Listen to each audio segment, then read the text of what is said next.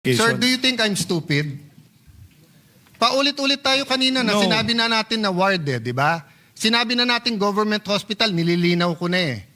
Sinabi ko na, kung 960 may complication, yes or no, para matapos tayo. Excuse me, sir, I'm asking the secretary. Excuse me, Sir Secretary, you mean you don't know that? That's basic info. No coaching. I am testing the secretary precisely because I want to know if he's diligent on this or not. You don't have to give me the exact. You can give me a ballpark.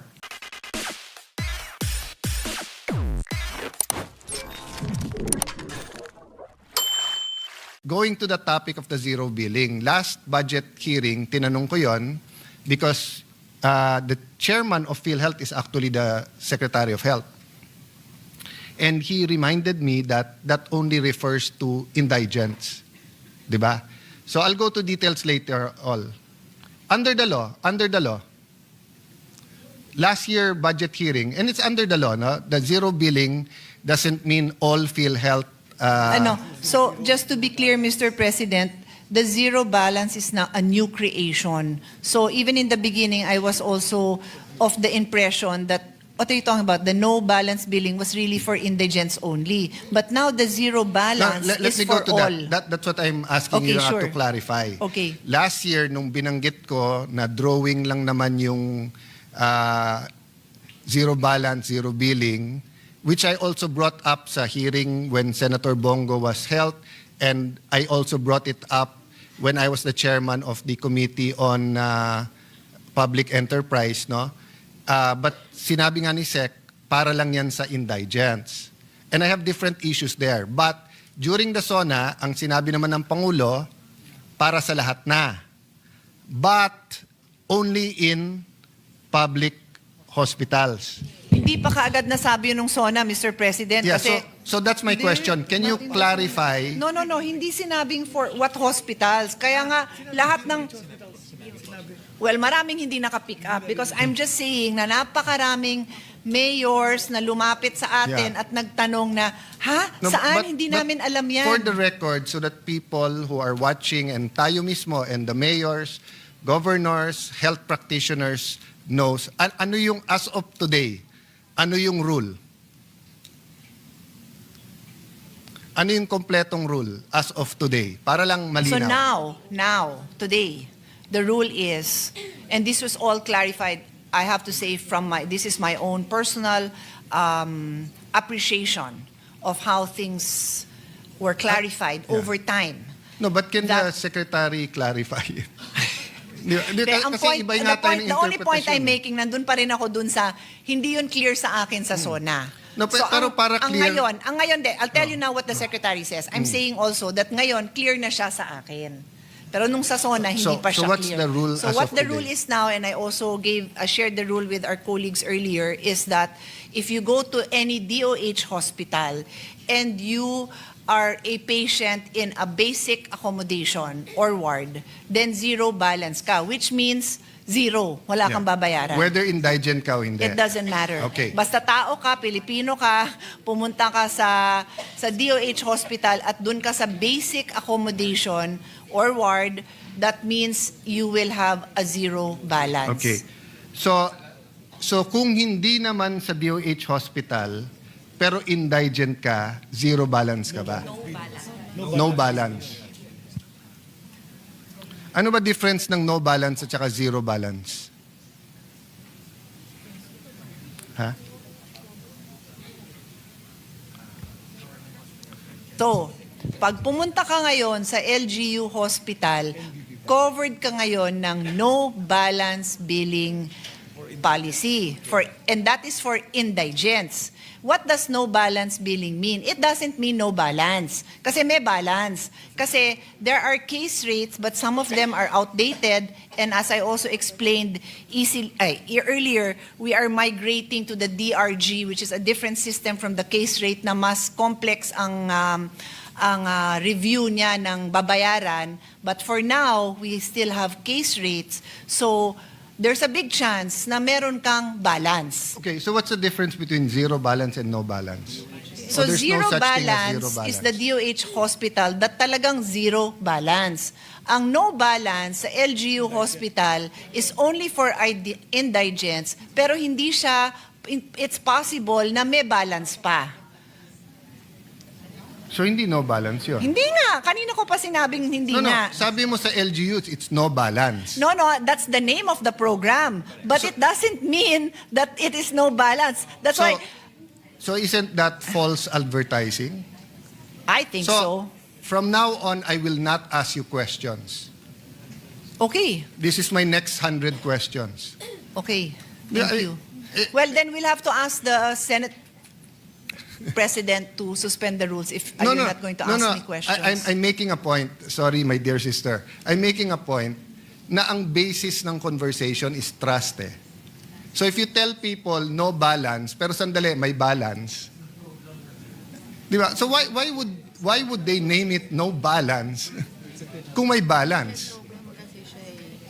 So Di ba? parang yung luma, di ba dati na parang sabi ko, Yeah. Mr. President, please, I will explain to the stenographer what is going on here. My staff is trying to explain to me what is the meaning of no balance, telling me that it is a PhilHealth program. But Yeah. once in a while, I agree with my brother. Take note, Senator Joel. Once in a while, I agree with him. No balance means no, none. Wala ka nang babayaran. Eh, meron nga. Madalas meron. Yeah. So, huwag nyo nang ipaliwanag sa akin kasi hindi ko yan kayang Yeah. ipaliwanag dahil sumasang-ayon ako. Yeah, I'm sorry for that, but I did ask the permission of Senator Soto, our Senate President, and of course ngayon ang nakaupo si Senator JV, our Majority Leader. So with your permission, can we suspend the rules so that I can ask directly? I'll try to be as brief as possible para matapos ko tong issues, but I really think the Secretary should answer Mr. these President, issues. and if I may advise my brother, please continue asking this topic because even after I already explained, and dapat pumapalakpak na yung mga katabi ko dito na I agree with you 100%, eh nagpapaliwanag pa rin. So, Yes. by all means, I will Yes, stand yes. up, And I'll I will do my observe best to because keep my cool, but I think we shouldn't leave the hall without clarity. Meaning either ino-balance nila talaga or palitan nila yung pangalan, di ba? But let So- me end on a happy note.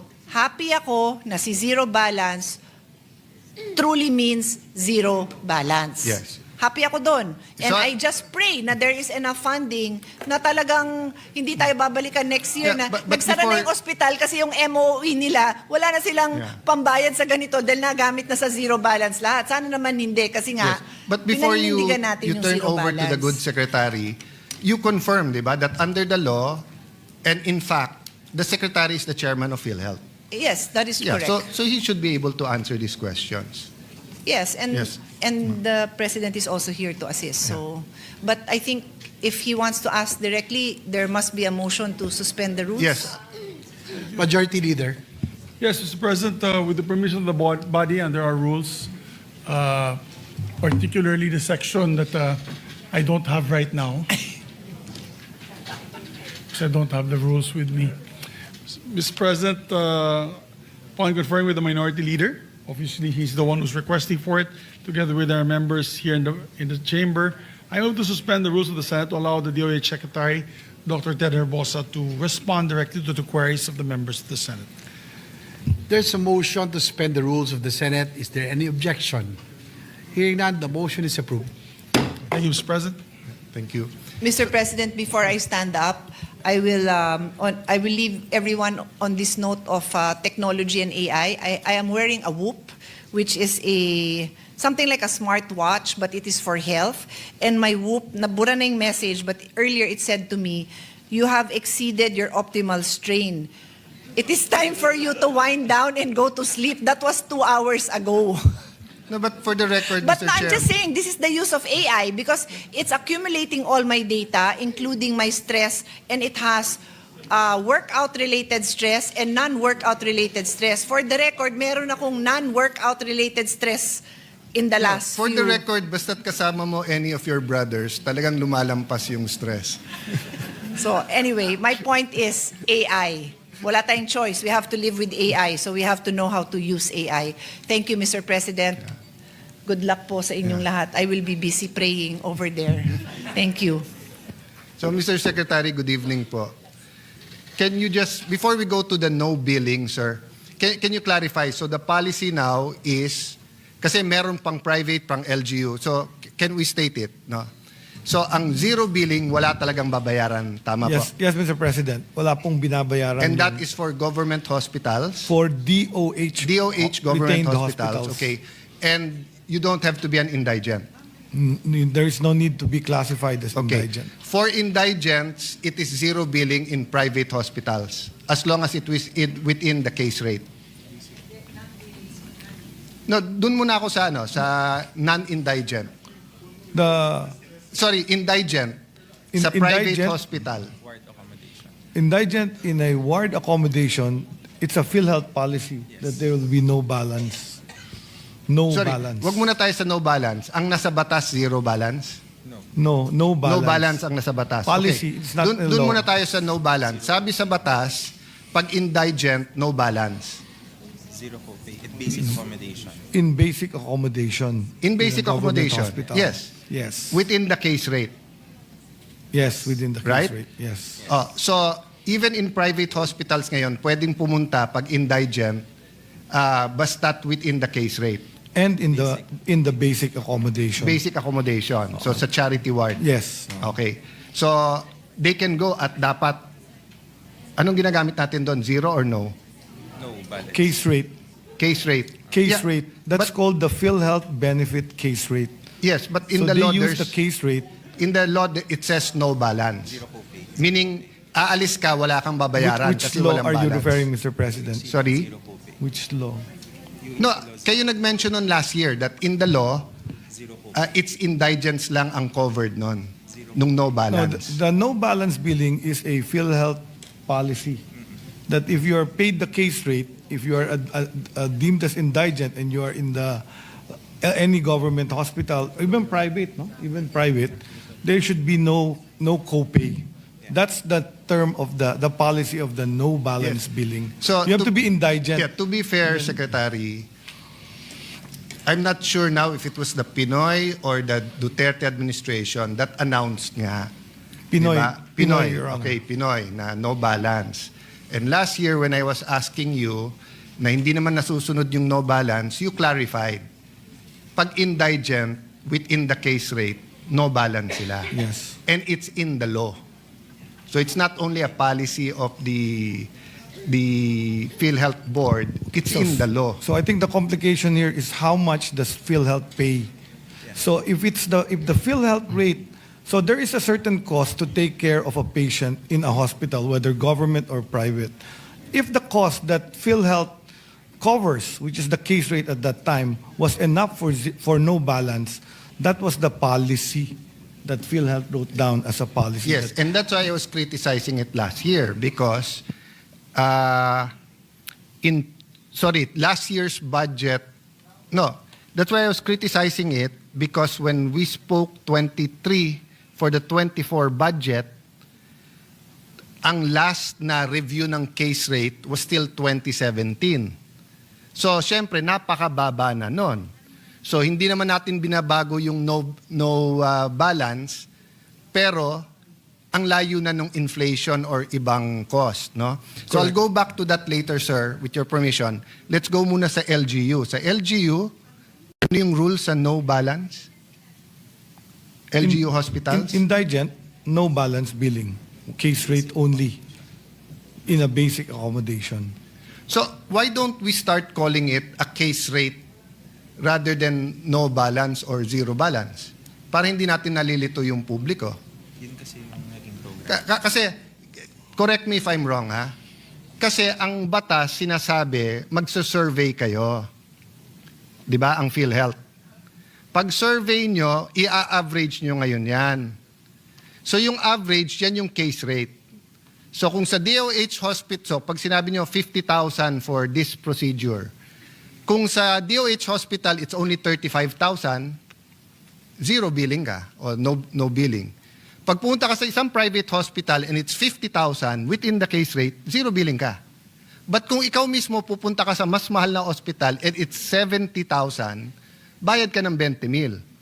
Because the intention of the law was, in the average, there's more than enough hospitals na you will go na it's 50,000. Pero pag hindi mo inayos yung case rate, yung average, de halos kahit saan ka pumunta, over, edi natural magbabayad ka. Di ba? So the no billing or zero billing, ang kambal niyan yung case rate. Tama? Correct. Okay. Ang problema, because of the scandal, etc., and I knew, sir, wala ka pa nun, yung presidente natin ng PhilHealth, ang ginawa niyong remedyo na lang, quick ano na lang, 2024, is you just had a order na 30% na lang increase sa lahat. Tama po? 30% plus another 50% increase in case Yes. rate. So the total No, increase as 20 of today is 80%. Yes, 30% nung 2024, and then nagsunod nga, same year, another 50%. Okay? Correct. That's correct. Matatapos na yung 2025. Ba't hindi kayo nagsasurvey? Ongoing, there are how many thousand case rates? There are so many thousand case rates. So the case rate was across the board, but we are increasing a lot of rates that have now really gone beyond Yeah. zero balance. For example, dialysis. It used to be 2,500. We increased it to 6,350. And dialysis patients are not paying any more additional, even in the private dialysis center. No, Heart attack, we also increased it from a measly 75,000. We increased it to about 500,000 plus. I So acknowledge today, that. I even acknowledge- jeepney drivers are treated in private hospitals for... I acknowledge yung coronary artery bypass graft surgery is 660 until 960,000. Philippine Heart Center, it's 550,000. Makati Med, it's 550 to 900,000. May sobra pa ng 6,000 and world-class ang Makati Med. I acknowledge that. I acknowledge dialysis, ganun din, di ba? But ang point is not that, I tell my staff, huwag kayong pumunta sa akin at sasabihin nyo, sa major subjects, 90 kayo lahat, pero sa isang subject, 70 ka. We're talking about our healthcare system eh. And that's why you're supposed to have periodic surveys. But nowadays with digital, and because you regulate hospitals, you cannot send to all the hospitals one piece of paper, or you cannot send a iPad na sasagutin nila, then they give it to you at sasagutin? For your information, the PhilHealth is currently doing what's called shadow billing for the diagnosis-related groups. Sir, you're not because we're going to answering my change- questions eh. Nandun ako sa inyong survey sa case rate para The malaman survey nyo. is the shadow billing of how much each case costs currently in several hospitals. And how I think long- 160 hospitals. It's November. PhilHealth is doing It's this. November now. Taguig has 1.3 million residents. We have about 160 to 180,000 households. Every quarter, we do a survey with 200 questions at least per household. Every quarter. It's November now. Why can you not have this survey para alam talaga natin magkano? So, if you're going to tell me, You asking about a household survey No, done I'm by telling PSA you or that- a survey of hospitalization? we're surveying 160,000 households every 3 months. Household, not You- hospitals. Not hospitals. So we're surveying hospital yes. costs. So isn't it easier for you? You're going to do 160 hospitals na under your regulation, hindi nyo matapos kaagad? It's ongoing. We're doing it. Kailan matatapos? It's November na eh. Yes. For the survey to be completed, it's about 5 to 6 million claims that they started Sir, to average the cost. You don't need the claims. Ang pinag-uusapan dito, costing analysis. All you have to do is ask all the hospitals, yung bawat ano nyo, magkano yon. So when there is a claim, there is also the actual cost and the bill. So PhilHealth has all that data. Kaya nga So pinapahirap. there it's doing the survey Mr. Secretary, of 5,000. Mr. Secretary, learn to listen then. I'm telling you, pinapahirapan nyo ang sarili nyo. Ito, cesarean section, 23,000 to 58,000 pesos. Sa Fabella, 37,000 pasok. Sa Makati Med, 18 to 240,000. All you have to do is ask Makati Med to average that for you. You send the survey forms, they send it back. You're talking about 160 hospitals. Kayang gawin ng isang linggo yan. Pinapahirapan nyo sarili nyo. So, 2024, that's 9 years hindi kayo nag-survey. Sorry, 2017, 2018, 2019, 2020, 21, 22. 7 years. So last year, nilagyan nyo na lang percentage. Ngayon, November na, wala pa rin. So habang wala yan, niloloko natin ang tao sa billing nila. Kasi announce tayo ng announce na don't worry, may PhilHealth, lahat kayo, membro, may zero billing, may billing, may ganitong programa, etc. Litong-lito na sila. Di ba? So why don't we simplify it? Oh, so assuming we do it your way, when will you get the average? When will you get the cost analysis survey results? Middle of 2026. If I can do it in 1 week, magre-resign ka? Yes. O sige, call ako. Call ako. So, Mr. President, we will meet tomorrow. And I will bring an IT expert. You bring the list of the 160 hospitals and all of this case rate. Okay? No, sir, hindi pwedeng tungo-tungo lang dito sa Senate. Seryoso tayong pinag-uusapan. Be here at 4 o'clock tomorrow? Can you be here at 4 o'clock tomorrow? PhilHealth, President? Yes, according to the PhilHealth president. Okay. The yes is okay. So my staff, please make sure. Oh, sir, do you acknowledge na yung present 80% nyo, marami pa rin doon ang sobrang kulang? It's me 80% of. No, yung inyong plus 30%, plus 50%, do you acknowledge na marami pa rin na hindi na if you average it out and go to different hospitals, kulang siya? Yes, that's why PhilHealth is trying to go to DRG. Because what happens is in a case rate, the diversity of costing is so high, so wide. Because it's so wide, there will be people that will be paying more, will spend more, and there will be people who are spending less. By going to DRGs, the payment scheme becomes more accurate. How long do you need to shift to that scheme? Middle of 2026 to pilot the DRG. So ipapilot nyo Right pala. now, it's actually being implemented as a zero shadow. Yeah, Mr. shadow Secretary, billing. what I'm trying to tell you is even in the present cost analysis, you can do it right away and people won't suffer. But hindi nyo nalang aminin na kulang ang pera nyo, kaya hindi nyo magawa, kaya hindi nyo matupad yung pangako dun sa law na zero billing. Kasi kung yung even on the cost analysis, madaling gawin yon. Kasi mag-a-average ka eh.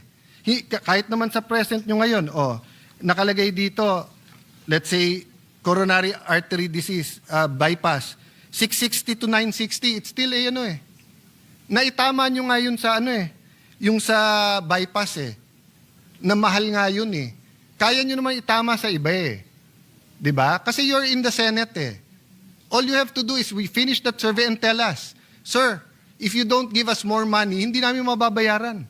We don't expect you naman to pick from your own pocket Diba? Pag natapos natin tong lahat na survey na to, at lalabas, eto yung number of patients, average, eto yung pera.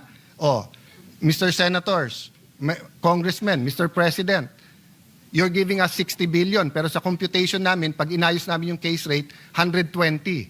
So ang kaya lang namin sa mga to libre o kaya 50%, di ba? Garbage in is garbage out If we do not have these rates, and we haven't had it accurately till 2017, we cannot really tell people na isi-zero billing namin kayo. Pwede ba kung cesarean, pwede ba pagdating sa heart center, boss, cesarean ako pero sobra kasi dito, hindi zero billing, i-bypass nyo na lang ako. Pwede natin pagyabang na ang bypass kasya. O paano ngayon mga kailangan ng cesarean? Tapos pupunta dun sa mga ospital na zero billing, puno. So wag muna sila manganak. That's why there's frustration here. You don't give us straight answers Thank you very much. But, healthcare is really complex. And No, health you're financing making it is complex. even It's more simple. complex. To simplify it to averages will make us create many errors. Okay. The standard deviation for an average will be wrong because different people will have different complications and different people will have different costing Sir. in terms of care. So when you use an average, which is what the case rate does, this is exactly what we have. Sir. We have a problematic Sir, case. don't That's talk- why we're don't- going to the DRGs. I know what I'm the saying. DRGs are more specific in terms of reimbursement. And most countries have gone to a DRG payment system. Thailand, in fact, we're copying the DRG system of Thailand because they offered it for us free. If we copy the DRG of the US, they're asking us to pay. So the DRG is the direction to be able to pay patients more but accurately Sir. and without fraud. Sir, walang problema yon. Walang problema na shift DRG, walang problema magbayad, kopyahin nyo doon. Ang problema, 2017 pa, in the meantime, magsasuffer yung mga tao dahil walang pambayad at kung ano-ano sinasabi natin sa kanila. And don't tell me about complications. Because wala ka pa dyan, hindi ka pa chairman ng PhilHealth, meron ng rule yan Pagka bypass, no complication, eto yung babayad. Hindi kasama complication. Hindi ganun yung sistema dati. Ang sistema dati, bypass, no complication, eto yung bayad. Kung may complication, may dagdag yun. So, ngayon yung lulituin nyo kami na may complication. Kaya nga nakalagay dito, 660 to 960. I'm not proposing that you say this is 750. Kayo mismo nagsabi, 660 to 960. Etong 660 to 960, with complication to o wala? Excuse me, but Sir, I think just answer we're my question, getting confused because when you start to pay for complications, that's called the fee-for-service rate. We're going away from the concept Sir, that's not of what I'm universal talking health about. coverage. By law, it should be no copay. So that's what we're going to talk about. Should there be an amount of copay, and should the copay disappear? Because insurance will always pay what its money has in the bank. You cannot just keep increasing and then ask the complications to be paid. So the fairer way to, and many systems have studied this very well. So we're following what the other countries have done. No, to that's have a not the issue successful here. UHC. That's not the issue. The issue is what you're promising. Averaging Excuse me, Mr. is Secretary. erroneous. Excuse me, Mr. Secretary. You're not answering the questions I'm asking you, and we're interrupting each other. I will listen to you, you listen to me. Okay? What I'm telling you is we cannot promise people then not deliver. We cannot tell people no balance tapos may balance. That's why klinaklaro ko dito. And what I'm telling you is that even before, ang amount sa case rate, halimbawa sinabi cesarean or bypass, hindi kasama doon ang complication. So kung iniiba nyo ngayon at ginagawa nyong complicated, that's up to you. But kailangan klaro yung sabihin natin sa tao. That's why I'm asking you a specific question. Etong bypass, 660 to 960 Z benefits package. Does that include kung meron complication sa kanyang bypass o wala? That's a yes or no question. It's supposed to. Yes. Yeah, yes, it includes. Because now we're also zero balance billing. It includes? It includes. If they're in basic accommodation, it's included. We've discharged patients with leptospirosis from NKTI, 2 million pesos, zero. We've taken care of heart patients in heart center with complications, No. zero. Sir, so it's included in the zero balance. You're talking about the DOH. Nililito nyo na naman kami. Ito nga 660 to 960. Di ba, PhilHealth to. So at tinatanong ko lang to, etong 660 to 960. This is a Z benefit package. Yes, Z benefit package has a pre-approval. So you have to actually go to it. So the chances of having a complication are actually less. So what happens is, if there is a patient that wants to get a Z benefit package, they go to the Sige. PhilHealth, ask for a pre-approval, and then if they're approved for that Z benefit package, it will be done in a hospital that is accredited for Z benefit package. Okay, so, So kapag not all hospitals have Z benefit packages. PhilHealth accredits them. Yes. So, ang haba-haba, hindi mo pa rin sinagot tanong ko eh. So, if patient A goes to heart center, pre-approved, okay, walang complication, 660, no problem, babayaran, di ba? No complication, 960 ang billing, babayaran, di ba? Oh, for one reason or the other, nagkaroon ng complication, naging 1.5 million. Babayaran ba yung mahigit sa 960? Hindi. Zero balance is applied for all patients admitted in basic accommodation. Okay. So, yes. if this patient Sir, is Z balance, yes or no lang eh. wait, I will tell. If Sir, this patient sorry, is sir. Z benefit, Excuse me, sir. they are Hindi admitted tayo in basic matatapos accommodation, and they will have no copay. It will be zero. But if they are in a pay ward, they will be charged for the complication. Sir, do you think I'm stupid? Paulit-ulit tayo kanina na No. sinabi na natin na ward eh, di ba? Sinabi na natin government hospital, nililinaw ko na eh. Sinabi ko na, kung 960 may complication, yes or no, para matapos tayo. Di ba? Para matapos tayo. Mr. President, I think the Secretary wants to go back tomorrow. Let's just go back tomorrow. Let's have every day na lang to. Simple-simple tanong ko sa iyo eh, para matapos tayo eh. Ayaw mo sagutin eh. Di ba? Tinanong ko sa iyo, heart center. Heart center is a Heart government. center, zero balance. Oh, zero DOH balance. hospital. Sir, hindi mo pwedeng yes or no? I said yes earlier. Oh, then stop at yes. Okay? Oh, so 960, walang complication, bayad. Sabi mo yes. 1.5 million dahil nagkaroon ng complication, ha? Ano to? Indigent, babayaran dahil zero billing. Okay. Lipat ka ngayon sa private hospital. Naka-charity ward. Walang complication. The 660 till 960 covered, di ba? Yes, okay. Nagka-complication, 1.5 million. Magkano lang covered? 960. 960 lang. Yeah. So that's what I'm saying from the start. Yung cost mo na to doesn't include complications. So don't tell me kanina na complex kasi to kasi pwedeng may complication. Yung amount mo dito is for basic. So if you do the survey in all the hospitals, then announce to people, eto yung rules. Kung government hospital, ganito. Kung private, ganito. Ilan kami dito? Si Senator JV, nakailan amendment na yung PhilHealth? We were here then. So we know the law. We know na kulang ng pera. Hindi yun yung issue. Ang issue, chairman po kayo ng PhilHealth, hindi nyo ginagawa yung survey. And then sasabihin nyo mag-migrate, pilot pa lang, next year pa lang. So in the meantime, each and every one of our constituents na may problema, hindi makapagpagamot. Oh, now answer me. With the zero billing, ilan lang ang kasya sa government hospitals natin? Ilan ang beds ng ating government hospital? Na basic na sasabihin nyo. Total. 90% of the total public beds in the And how DOH many hospitals. public beds do we have?